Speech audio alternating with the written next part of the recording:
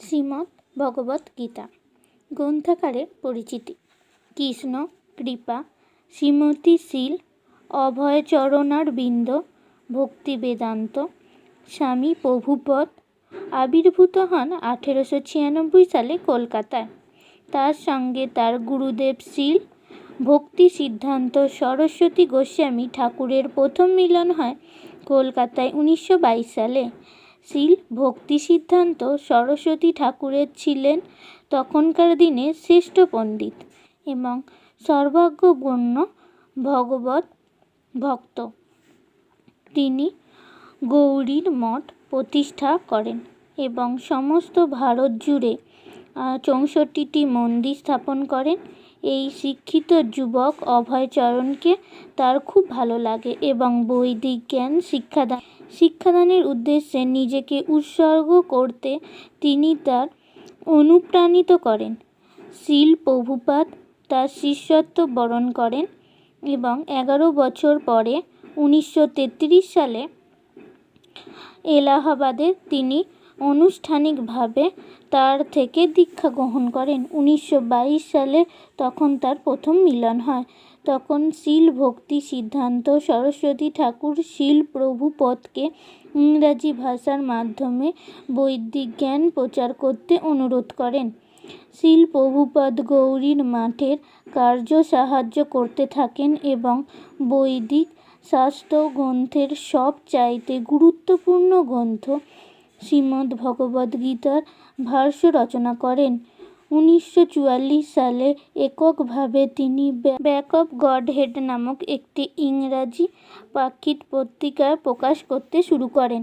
তিনি নিজেই পাণ্ডুলিপিগুলি টাইপ করতেন এবং সম্পাদনা করতেন, প্রুফ দেখাতেন, সেই পত্রিকাগুলির বিতরণ করতেন এবং সেই প্রকাশনা চালিয়ে যাওয়ার জন্য সংগ্রাম করতেন। একবার শুরু হওয়ার পর সেই পত্রিকা আর বন্ধ হয়নি। এখনো পর্যন্ত সেই পত্রিকাটি 30টি ভাষায় তার পাশ্চাত্য এবং পাশ্চ শিক্ষার দ্বারা প্রকাশিত হচ্ছে। শীল প্রভুপাদের দার্শনিক তত্ত্বজ্ঞান এবং ভক্তির স্বীকৃতি হিসেবে গৌড়ীর বৈষ্ণব সমাজ 1947 সালে তার ভক্তি বেদান্ত উপাধিতে ভূষিত করেন। 1950 সালে 54 বছর বয়সে শীল প্রভুপদ সংসার জীবন থেকে অবসর গ্রহণ করেন। তার 4 বছর পর অধ্যয়ন ও রচনার কাজে আরও গভীরভাবে মনোনিবেশ করবার জন্য তিনি বানপ্রস্থ আশ্রম গ্রহণ করেন এবং তার কিছুদিন পরেই তিনি বৃন্দাবন ধামে গমন করেন। সেখানে প্রাচীন ঐতিহ্যপূর্ণ শ্রী শ্রী রাধা দামোদর মন্দিরের একটি ঘরে তিনি কয়েক বছর ধরে অধ্যয়ন ও গ্রন্থ রচনার কাজে গভীরভাবে মগ্ন ছিলেন। 1959 সালে তিনি সন্ন্যাস আশ্রম গ্রহণ করেন। শ্রী শ্রী রাধা দামোদর মন্দির শীল প্রভুপদ তার জীবনের শ্রেষ্ঠ অবদান। 18,000 শ্লোক সম্বন্ধিত সমস্ত বৈদিক সাহিত্যের সার শ্রীমদ্ ভগবদ্ গীতার ইংরাজি অনুবাদ ও ভাষ্য রচনার কাজ শুরু করেন। তিনি সেখানে easy journey to other planet নামক গ্রন্থটিও রচনা করেন। শ্রীমদ্ ভগবদ্ গীতার 3টি খণ্ড প্রকাশিত হওয়ার পরে শীল প্রভুপদ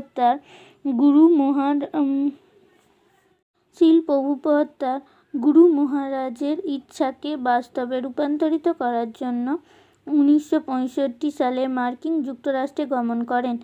তারপর শীল প্রভুপদ ভারতীয় দর্শন ও ধর্মতত্ত্বের সার সম্বন্ধ শাস্ত্রগ্রন্থের প্রমাণিত অনুবাদ এবং ভাষ্য ও মূল ভাবসহ 80টি গ্রন্থ রচনা করেন।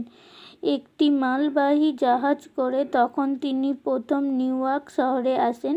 তখন শীল প্রভুপদ সম্পূর্ণ কপোর্দক শূন্য, কিন্তু প্রায় 1 বছর কঠোর সংগ্রাম করার পর তিনি 1966 সালে জুলাই মাসে আন্তর্জাতিক কৃষ্ণ ভাবনামৃত সংঘের প্রতিষ্ঠা করেন।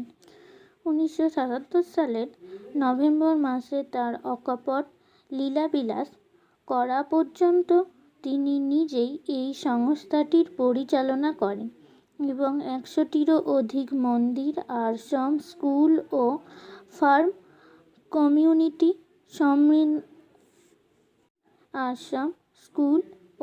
ফার্ম কমিউনিটি সম্বন্ধিত একটি আন্তর্জাতিক প্রতিষ্ঠানে পরিণত করে যান। 1968 সালে শিল মহাপ্রভু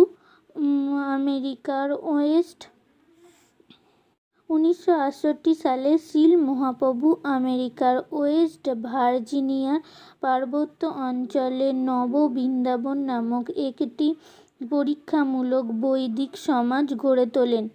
প্রায় 2000 একর জমির উপর এই নব বৃন্দাবনের সাফল্যের দ্বারা অনুপ্রাণিত হয়ে তার শিষ্যরা মার্কিন যুক্তরাষ্ট্র ও অন্যান্য অনেক দেশে এই রকম আরও কয়েকটি সমাজ গড়ে তুলেছে।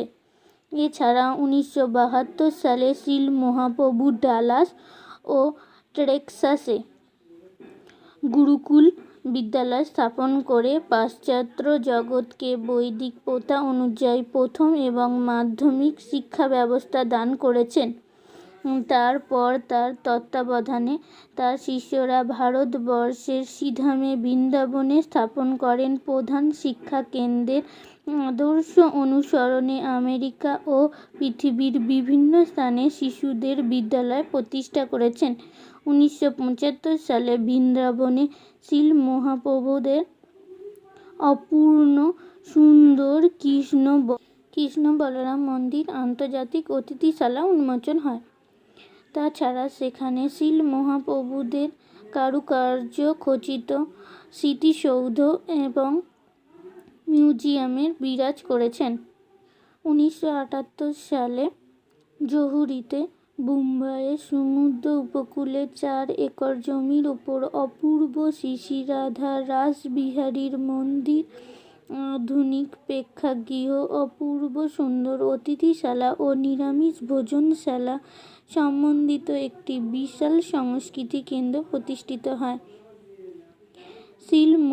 শিল প্রভুপাদের সবচাইতে বিলাসপূর্ণ পরিকল্পনা হচ্ছে পশ্চিম বাংলার মায়াপুরের 50,000 কৃষ্ণ ভক্তদের নিয়ে বৈদিক শহর গড়ে তোলার পরিকল্পনা, যা পৃথিবীর শ্রেষ্ঠ সংস্কৃতি সম্পন্ন বৈদিক জীবনধারার দৃষ্টান্তরূপে সমস্ত পৃথিবীর কাছে আদর্শরূপে প্রতীয়মান হবে। শিল মহাপ্রভুদের সবচেয়ে উল্লেখযোগ্য অবদান হচ্ছে তার গ্রন্থসম্ভার, বিদ্রং সমাজ, দিব্যজ্ঞান সম্বন্ধিত এই গ্রন্থগুলির প্রমাণিত গভীরতা এবং প্রাঞ্জলতা এই বাক্য সিদ্ধার সঙ্গে স্বীকার করেছেন। এই সমস্ত গ্রন্থগুলিকে বিভিন্ন বিশ্ববিদ্যালয়ে পাঠ্যপুস্তক হিসেবে গ্রহণ করা হয়েছে। প্রভুপাদের লেখা বইগুলি প্রায় 50টিরও বেশি বিভিন্ন ভাষায় অনূদিত হয়েছে। ভক্তি বেদান্ত বুক ট্রাস্ট